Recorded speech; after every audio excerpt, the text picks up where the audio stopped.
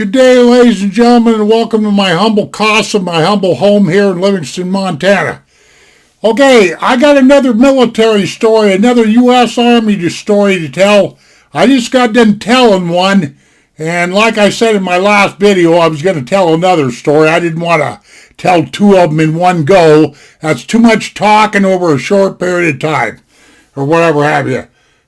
Just as a reminder, not that this means anything, but it's March 9th of 2021. I do believe it's a Tuesday. Okay, this particular story happened at Fort Lewis, Washington, the United States Army, after I got back from Vietnam. When I got back from Vietnam, I still had 19 months to go on a 3-year hitch, and no matter what I did, I could not get an early out. Because back in my man's army, back in my day, during the Vietnam War, if you had less than 6 months to go, they'd let you out after you served in Vietnam. Okay? But in this particular case, it didn't work out that way for me at all. But I'm kind of glad that I spent another year and a half in the military because it gave me some time to cool down from Vietnam. Okay? Well, anyway, I was with the 9th Infantry Division, 9th Signal Battalion, Charlie Company, which don't mean jack and nothing, and we were building up the 9th Infantry Division because we'd lost a lot of guys in Vietnam.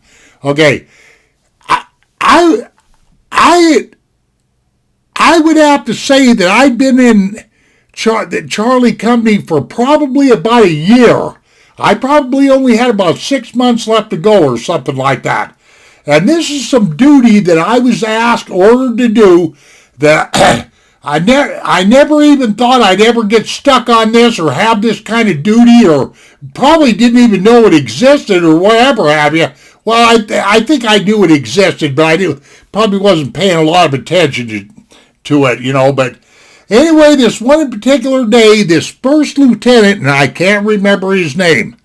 He happened to be an officer in my cadre, you know, in my upper chain of command that I liked a lot. In fact, he was lieutenant over the platoon I was in, you know. And he was a real nice guy, talked to me, treated me with a lot of respect, you know. He liked to hear my hunting and fishing stories from Montana and all this other stuff. But anyway, this guy gets a hold of me on this one particular day. I can't remember if it was the afternoon before this duty we were requested to do, or it was real early that morning. It doesn't matter. But this lieutenant comes running up to me, a First Louis, you know, that's an O2, by the way, an officer second class. He comes running up to me. He says, "Guess what there, Boren?" And I said, "What's that, sir?" He says, "You and I have got special duty today," or whatever day it was. And I says, "Oh?"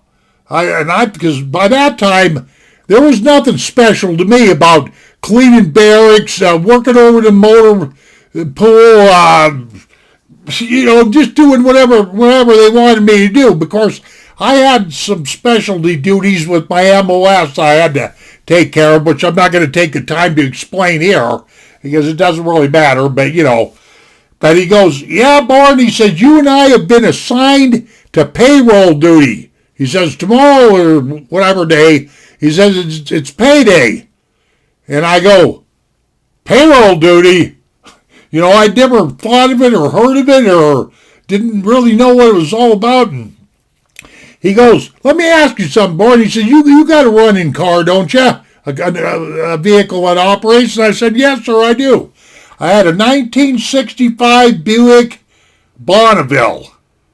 It had bucket seats in it. I remember that all too well. It had a automatic on the floor, you know.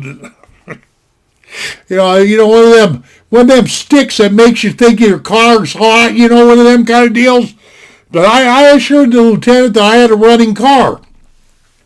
And he says, "Okay." He says, "We're in charge of going and picking up the company's money for payroll."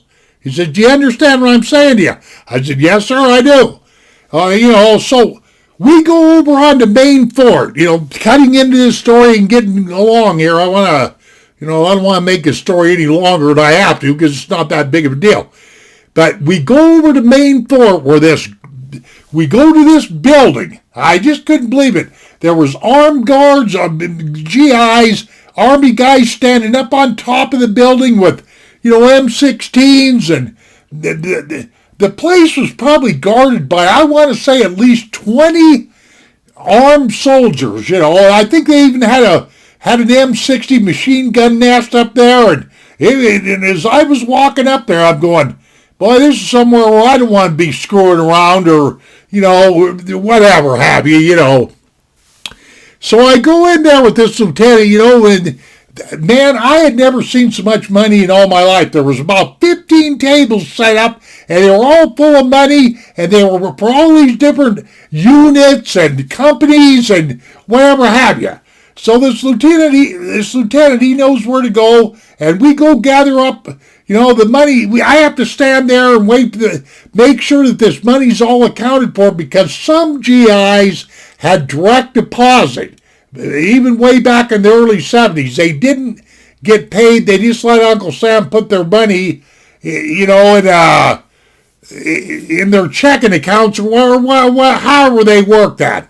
Me, I took cash, because I usually owed somebody or something, or had to pay off a gambling debt or some screwball thing, But anyway, this lieutenant gathers up all this money, and we have this big old bag. It's like, pretty big old bag. And I remember there was like, I can't remember exactly, guys, but it was, I want to say around 22,000. Let's just say between $20,000 and $25,000 was in that big old bag that this lieutenant had.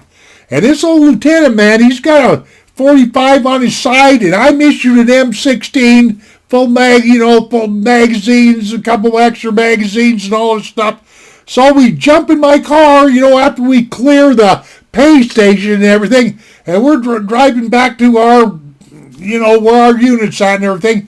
And I looked over at this lieutenant just to show you what kind of an idiot stick or a character I was back in them days, because I was a character. But this lieutenant, I knew I could get away with kidding him. And I looked at him and I said, "Sir," I says, "boy, that's an awful lot of money you got in your lap there. Maybe he had the bag on the floorboard in his lap, whatever." He goes, "Yeah," he says, "and I believe you me," he says, "I'm responsible for every penny of it too, And I go, so I'm trying to be Mr. Funny here or something. I said, "Sir," I'm looking over to him, driving and everything. I says, why don't you and I just kind of say fuck it all, Excuse me, I didn't mean to say that word, because I'll get thrown up in YouTube here. My day's probably coming anyway.